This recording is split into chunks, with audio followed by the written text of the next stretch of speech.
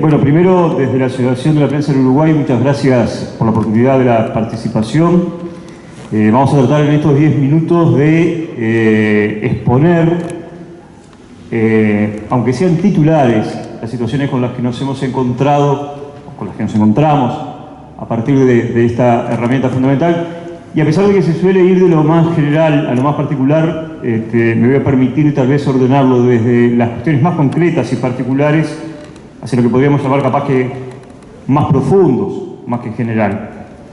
En este sentido, aunque parezca obvio, y aunque rechazo muchas veces el corporativismo, no tengo más remedio que hablar en nombre del trabajo de los periodistas, pero más que el trabajo de los periodistas, del periodismo, y en particular dentro del periodismo de investigación, que es al que esta herramienta le es tan útil. Aunque parezca obvio, repito, me permito solamente hacer un pequeño paréntesis de 3 segundos. Yo, por ejemplo, vengo de una actividad que realizó una cámara, haciendo importantes anuncios, donde la unidad de comunicaciones de esa cámara dirá, en una sala colmada hicimos tal anuncio. La prensa recogerá en general lo que esta unidad de comunicaciones expone como información, pero quienes estuvimos allí desde el periodismo de la investigación diremos que en esa sala colmada de 100 participantes, 40 eran funcionarios de la propia empresa que estaban allí invitados a llenar las instalaciones. ¿Por qué pongo este perfil? ¿Por qué pongo este énfasis? Porque cuando uno accede a la información, y para la Asociación de la Prensa del Uruguay la información es un derecho humano básico, como tal está definido, también como un elemento fundamental para el fortalecimiento democrático, el acceso a determinado tipo de información es vital para que a veces esa cuestión muy global de hablar de los derechos humanos, de la ciudadanía y todo lo demás no quede en discursos. Si nosotros miramos los 15 años de las cifras que han dado desde que nace esta herramienta de la Unidad de Acceso a la Información, los números son maravillosos. En realidad no debería ser sorpresa que hubiera un crecimiento de pedidos de información en tanto tiempo, pero sí lo que habría que pasar es qué es lo que viene pasando a lo largo de estos 15 años. Pero empecemos por el principio. Los principales problemas con los que nos encontramos a la hora de solicitar una información, y aquí yo les hago un ejemplo muy gráfico. Imagínense que la información está allí en una caja. Esa caja tiene una parte que tiene una ventanita que se puede ver para adentro, que sería como la transparencia activa, que si se quiere, para el periodismo de investigación es la información menos relevante. Pero donde está la información que nos interesa hay una tapa con tornillos. En el 2008 se creó el destornillador, pero sin ver cuál era la forma de los tornillos. Para los que alguna vez utilizaron algún destornillador, ustedes saben que es como si la unidad de acceso a la información fuera el destornillador de punta chata, pero todos los tornillos son Phillips. Y algunos, además, bastante gastados. Tenemos un primer problema que es con los plazos. Nosotros podemos comprender que cuando esta ley nació, ante esta dinámica nueva, había que poder dar un plazo primero para el procesamiento, la organización de la información, la forma en que iba a ser entregada y todo lo demás, y que la ciudadanía debería tener determinada paciencia en comprender que esa información hay que procesarla y que está bien. Para el periodismo esto es mortal.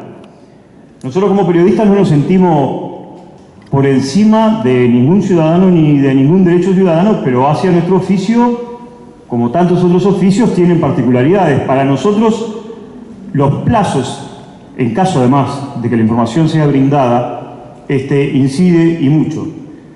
Primero porque cuando pedimos una información a un organismo público, esto puede ser un defecto personal, también contrachequeamos cuál es la información que se nos entregó. No necesariamente la damos como la verdad revelada. Entonces, este primer plazo de los 20 días que empieza a correr, que luego se puede prolongar a 20 días más, para nosotros hay un problema. Es un problema. Yo no digo que se tuviera que tomar en cuenta que a veces un pedido de información hace a un elemento de investigación periodística, pero de alguna manera habría que resolverlo. De hecho, como ejemplo muy gráfico y muy trágico, yo pedí un pedido de información que cuando finalmente me llegó, el motivo de nuestra investigación había fallecido, por lo cual bueno, eso nos hizo pensar que realmente en el tema de los plazos tenemos un problema. Y a forma y a modo también, disculpen ustedes, muy de titulares, no sé cuánto estamos.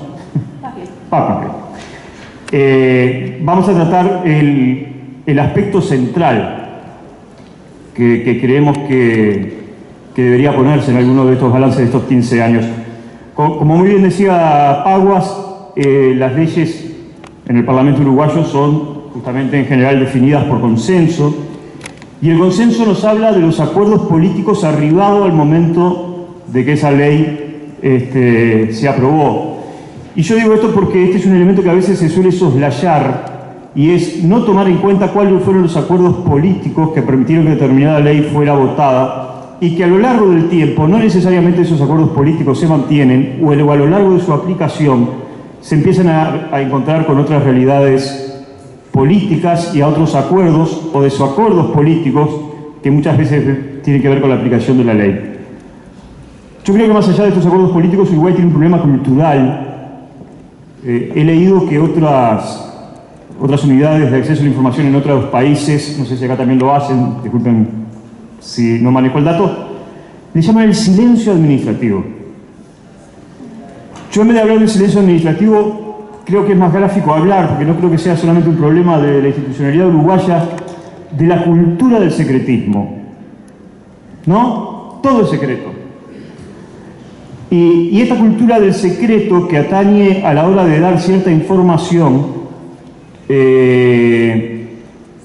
yo lo reclamo por mi trabajo como periodista, pero alerto a la sociedad que este secretismo, cuando ya hay indicios de que el crimen organizado está operando en nuestro país, empieza a ser un problema. Hecha esta advertencia, deberíamos considerar que uno de los problemas que tiene la ley, que también expresa ese acuerdo político en estas definiciones que hace algunos de sus artículos sobre cuál es la información reservada y cuál no. Una ley que además también fue votada con la de protección de datos, buscando como una suerte de equilibrio, donde yo creo que a lo largo del transcurso de los años lo que ha demostrado, empiezo con los titulares, es que no hay tal equilibrio. Y termino con estas conclusiones. Efectivamente, el periodismo de investigación se encuentra con dos dificultades importantes. La primera, la de los plazos, y la segunda, tal vez la más preocupante, es la discrecionalidad con la que las autoridades de algunos organismos deciden otorgar la información o no, o la información total o la información parcial, con otro problema más agravante, que en realidad todas sus decisiones están avaladas por los servicios jurídicos. Yo conozco pocos jurídicos, ¿no? Sé que los hay, pero conozco pocos servicios jurídicos que en general vayan en contra de lo que opina un jerarca, y esto a nosotros nos genera un problema porque a veces esa información falta. Información que no llega, que puede ser tan importante como para ayudar a esclarecer un tema de violación de los derechos humanos durante el terrorismo de Estado, pero también para haber conocido cuáles son los contratos que los grandes laboratorios tuvieron en plena pandemia en el Uruguay con el gobierno nacional.